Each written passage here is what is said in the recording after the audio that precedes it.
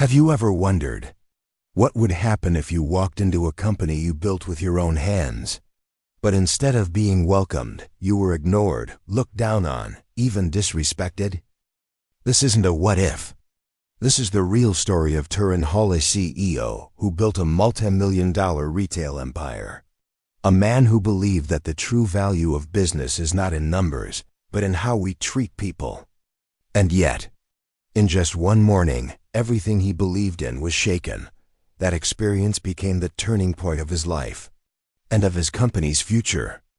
Saturday morning, just after 10 a.m., in the rear-view mirror of his car parked outside a store in suburban Dallas, a man pulled down the brim of his baseball cap, a plain hoodie, old jeans, worn sneakers.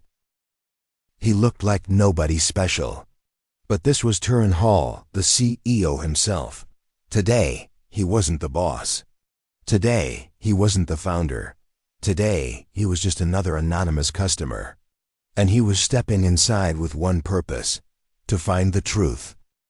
The automatic doors slid open. Cool air from the AC greeted him. Inside, shoppers moving fast, children laughing, carts filled with goods. At first glance, everything looked perfect. A store alive and buzzing. Near the home section, a young employee was explaining product features to a customer. Her voice warm, her smile genuine. The customer nodded, clearly satisfied. Turin felt reassured. At least some people are still living the values I built this company on. But only minutes later, his heart grew heavy. At the electronics counter, a young employee leaned lazily against the desk, eyes glued to his phone.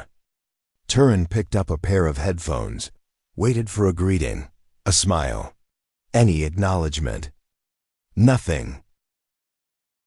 He cleared his throat. "Hey, can you tell me if these are good for outdoor use?" The employee glanced up, shrugged. "Probably," then looked back down at his phone. Turin kept calm. "Could you check for me? I want to be sure before I buy." The employee sighed, as if Turin's request were the biggest inconvenience in the world. He flipped the box over, skimmed quickly. "Says weatherproof, that's it." When Turin asked about compatibility, the young man rolled his eyes. "Look, man, everything's on the box. Read it yourself, or pick something else. Doesn't matter to me." And in that moment, Turin felt the sting of something deeper than poor service. It was dismissal. Turin moved to another aisle, and then he heard it.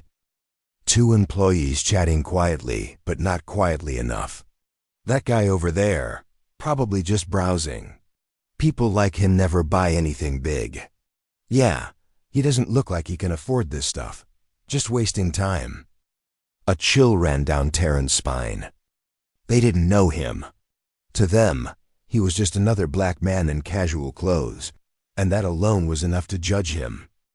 The words cut deeper than he expected, not because of personal insult, but because he realized how many others had walked out of this store with that same wound in their heart. At checkout, Turin found something different. Denise, a middle-aged cashier, greeted him with a warm smile. "Did you find everything okay today?" Her tone was genuine, her eyes kind. Even when Turin replied softly, "Not exactly," she stayed professional, respectful. "Well, if you need anything, we're here to help." A simple kindness, but like a light in the dark. Turin thought, This is the spirit my company should stand for." Outside, sitting in his car, Turin wrestled with his thoughts. He could drive away. He could pretend it never happened. But no, it was time to confront the truth. He walked back inside, asked for the store manager. A man in his 40s approached. Name tag, Brian. "Can I help you, sir?" Turin extended his hand. "My name is Turin Hall. I'm the owner of this company." Shock.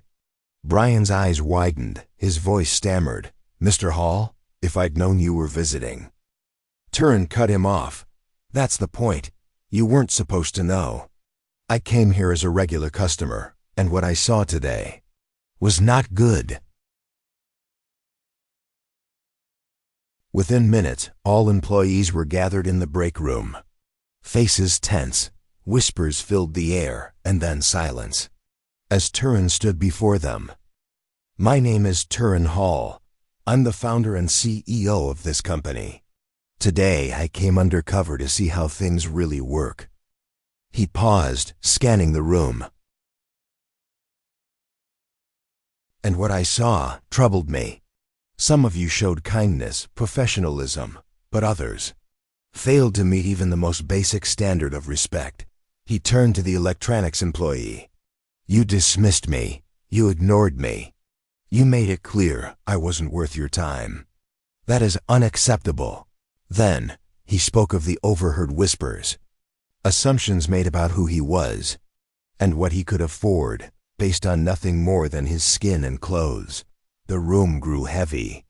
No anger in his tone, just disappointment, and that cut even deeper. But Turin wasn't there to shame them. He was there to lead. This isn't about punishment. This is about accountability. Starting today, things will change. He laid out the plan. Mandatory training on customer service and bias awareness company-wide. Unannounced visits by Turin himself to stay connected to reality. Anonymous feedback channels so every employee and customer could speak up. Then his voice softened. "I started this company to create something different, a place where everyone felt valued. Somewhere along the way we lost that, but I'm not giving up. I believe we can do better. And I'm counting on each of you to make it happen."